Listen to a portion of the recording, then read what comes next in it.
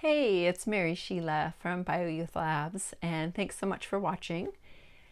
In the last video, I talked about cholesterol and the number one dietary change you can make to support healthy cholesterol levels.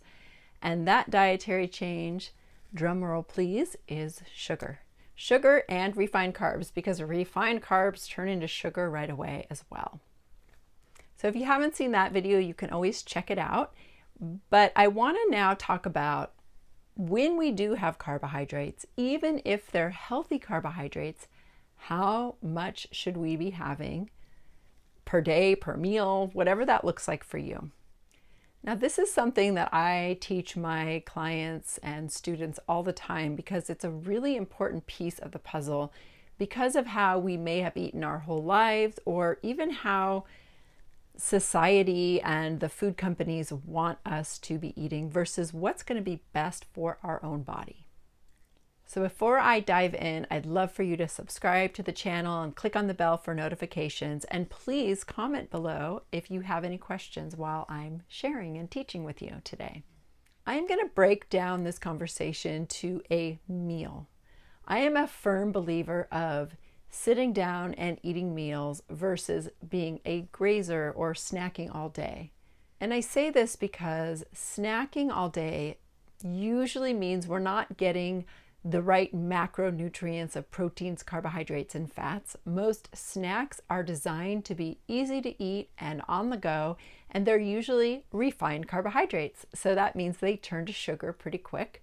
Oftentimes they are fried or baked with oils that can become more rancid and oxidized in our own body, also leading to issues around cholesterol, because all of those fats and all of that sugar, as soon as they leave our digestive tract, they begin traveling through the blood. So if the fats are oxidized, that's going to cause some free radical damage, and we want to make sure we have some good vitamins and minerals to put that damage at bay.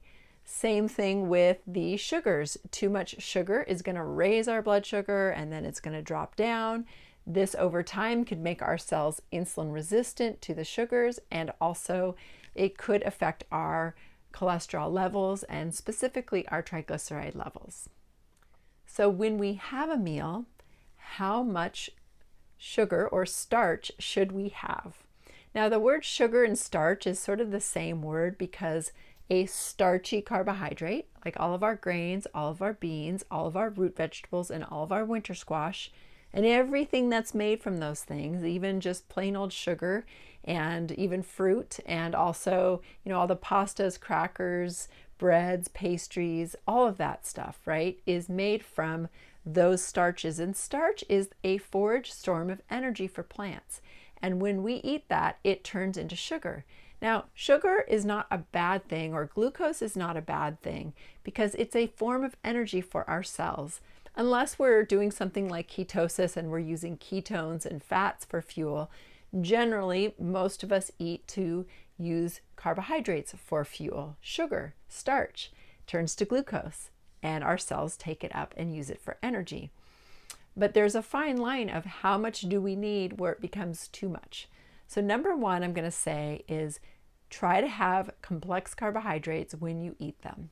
So have the whole beet roasted or raw. When it's raw, less sugar that we can access. When you roast it or cook it, it becomes sweeter. You can taste the sugars. We've broken down the fibers, and we're going to access more of those sugars. It's going to be higher glycemic, meaning more sugar is going to get into our bloodstream. So again, choose whole complex carbohydrates. Then how much do we have at a meal? So I like to recommend that your carbohydrates are about a quarter of your plate. It might be a little bit more if your carbohydrate is also serving as your protein. A lot of starchy carbohydrates also contain proteins. A serving size of a starchy carbohydrate is about a half a cup, and also is about 15 grams. So 15 grams is useful information to know, because you can look at a label and see what a serving size is. One serving, and you look at the total carbohydrates, and you'll see it might say 15 grams, or maybe it will say 30 grams. Then you know that that's two servings. So one serving is about a half a cup. 2 servings is about a cup, and 3 servings would be a cup and a half or 45 grams.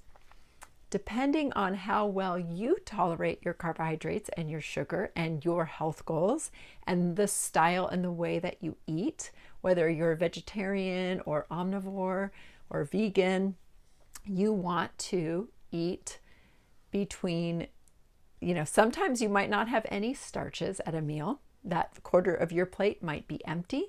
Sometimes you might have a half a cup or a cup and a half. So it's going to be between 0 to 45 grams at a meal.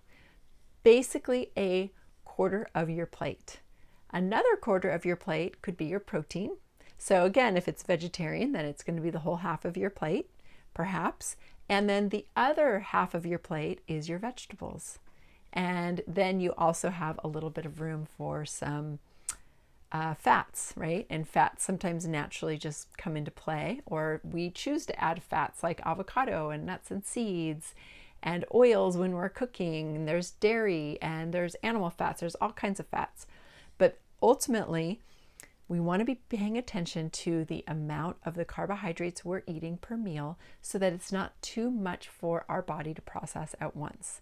If you want a slower, more stable blood sugar balance from when you eat your meal to when you eat your next meal, then you're going to want to have complex carbohydrates, unprocessed, whole grains, whole beans, whole root vegetables, or whole winter squash versus the chips, the crackers, the breads, etc. Okay? So that is going to make a big impact in what's happening within your bloodstream. And if you are concerned about your cholesterol, you don't want to have these big highs and lows all the time in your bloodstream. You want to have it more even keel.